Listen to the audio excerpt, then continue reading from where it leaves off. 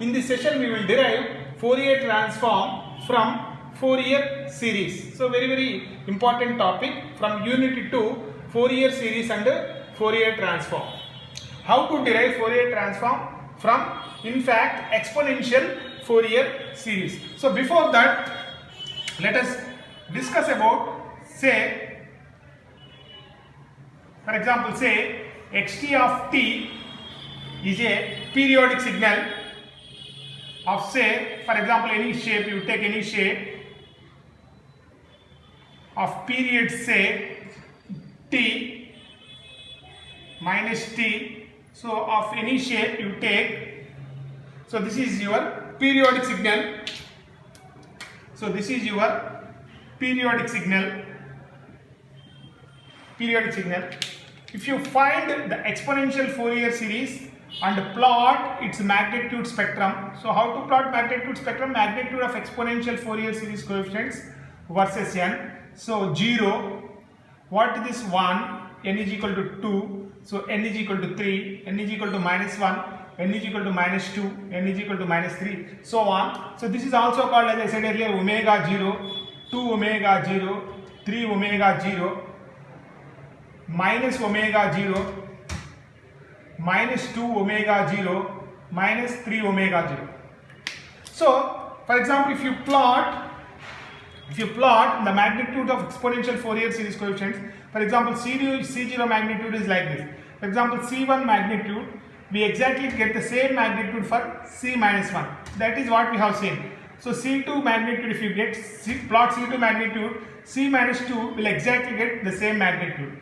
Similarly, for C3, C minus 3 will get same magnitude. So therefore, the magnitude spectrum will be something like this. As the frequency goes on increasing, the magnitude will decrease.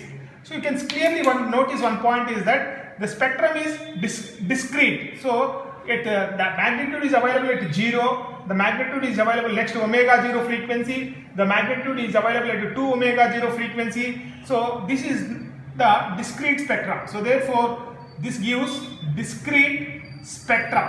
Remember that the magnitude spectrum of exponential Fourier series coefficients is discrete, or it gives discrete spectrum.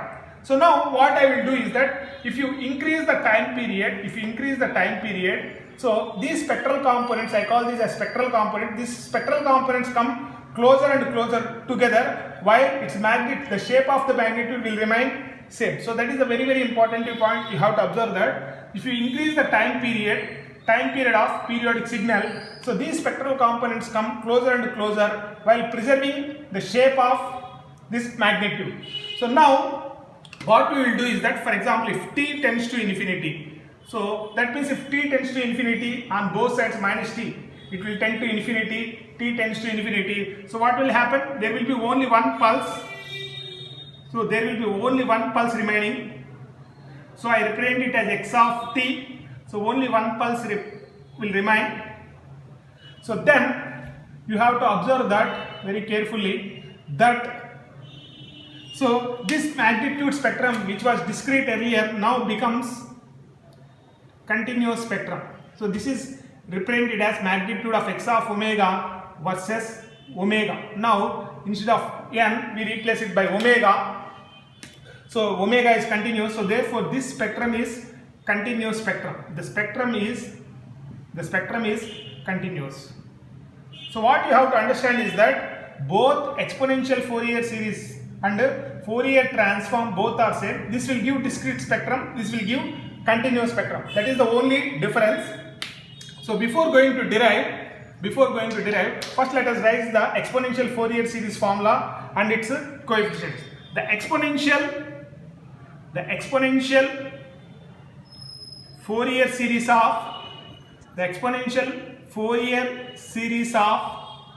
periodic signal, what is the periodic signal here? Xt of t is, first write the formula, xt of t. So xt of t is equal to, what is the formula? Summation. So n is equal to minus infinity to infinity, Cn into e power j n omega naught t in the interval t0 less than t0 plus 2 pi by omega 0. So this is also called as one cycle. Here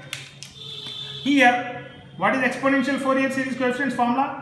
Very simple formula, 1 by t integral t0 to t0 plus t xt of t into e power minus j n omega 0 t dt.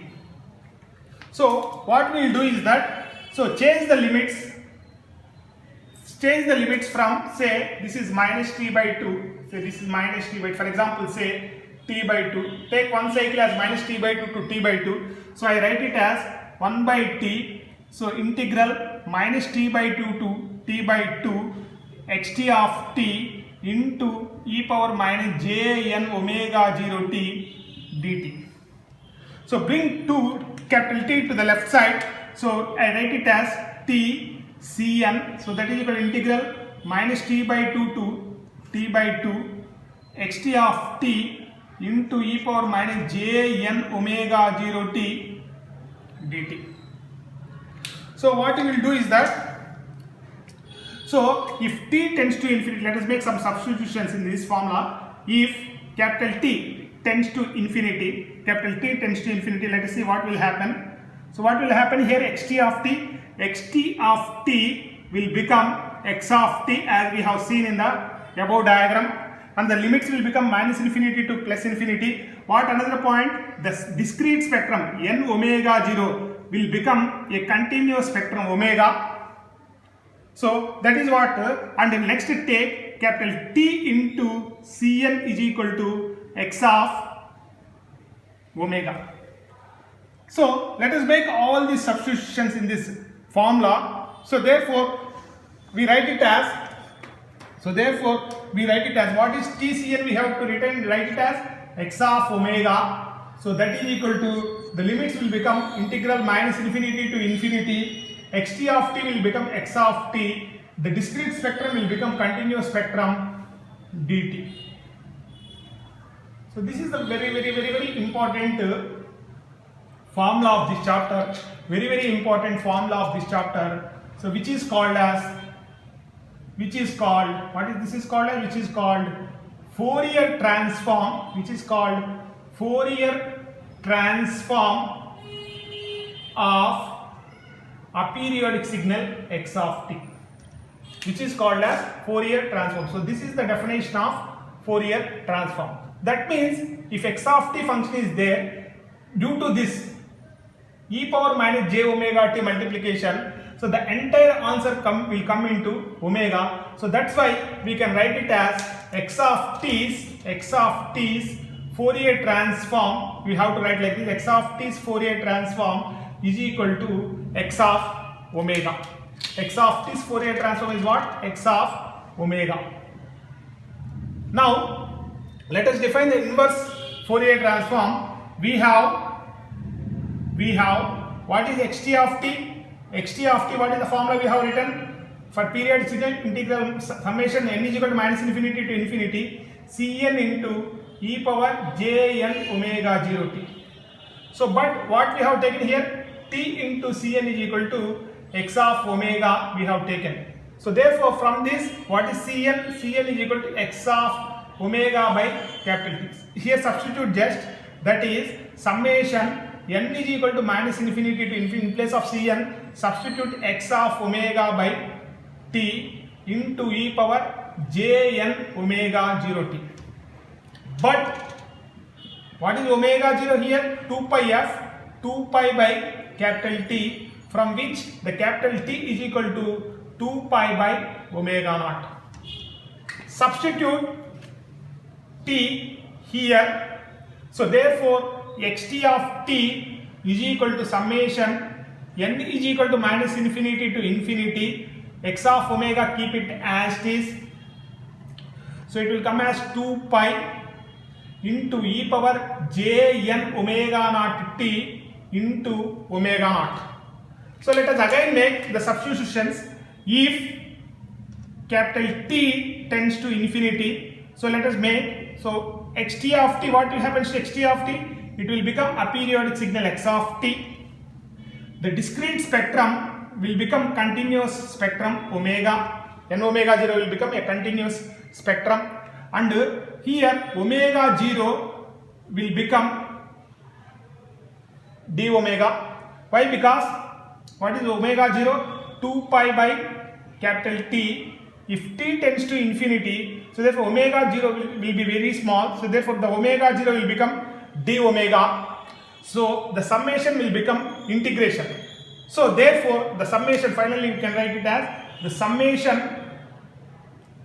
becomes integration. The summation becomes integration. So these points you have to substitute. So therefore xt of t is represented as x of t. So take it 1 by 2 pi outside.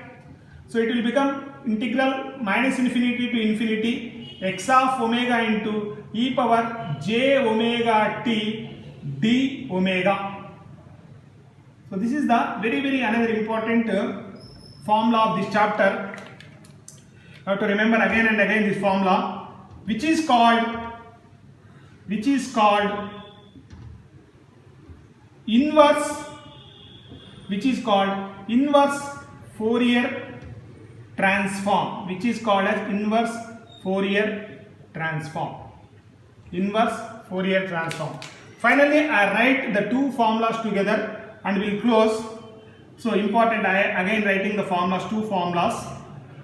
So x of omega, what is the Fourier transform formula? Integral minus infinity to infinity x of t into e power minus j omega t dt.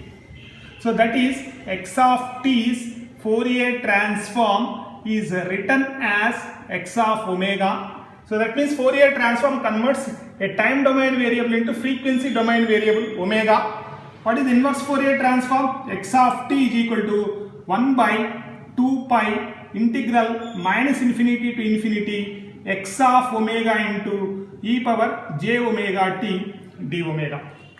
I use these two formulas, very important formulas, while discussing the properties of Fourier transform and while doing the problems also. I use these two formulas, very important formulas of this chapter. So this is about the derivation of Fourier transform from exponential Fourier series.